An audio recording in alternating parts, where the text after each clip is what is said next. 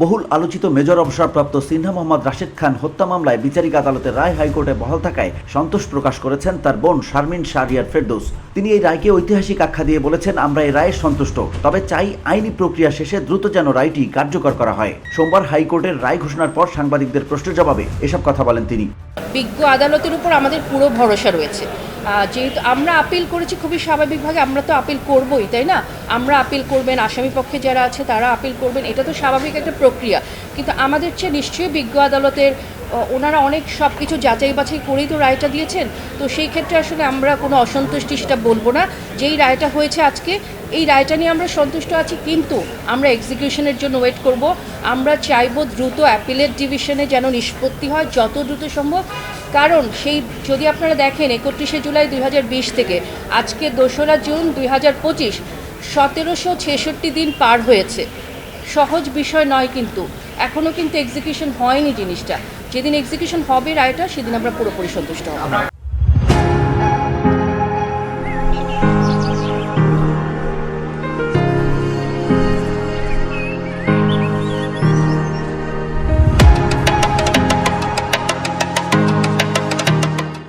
Major অবসরপ্রাপ্ত সিনহা মোহাম্মদ রাশেদ খান হত্যা মামলায় সাবেক টেকনাফ থানার ওসি প্রদীপ কুমার দাস এবং পরিদর্শক মোহাম্মদ লিয়াকত আলীর মৃত্যুদণ্ডের রায় বহাল রেখেছে হাইকোর্ট। একই সঙ্গে মামলায় আরও 6 আসামির যাবজ্জীবন কারাদণ্ডও বহাল রাখা হয়েছে। এছাড়া আদালত রায়ে প্রত্যেক আসামিকে 50,000 টাকা করে জরিমানার আদেশও বহাল রাখেন।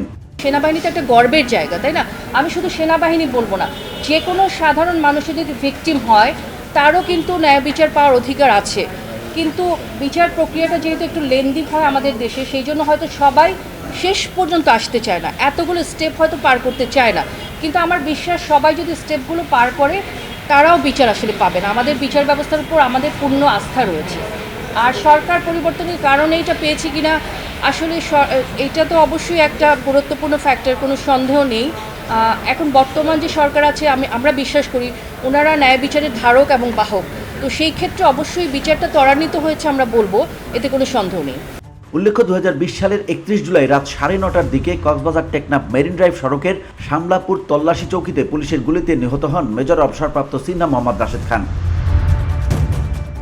VOD Bangla news desk.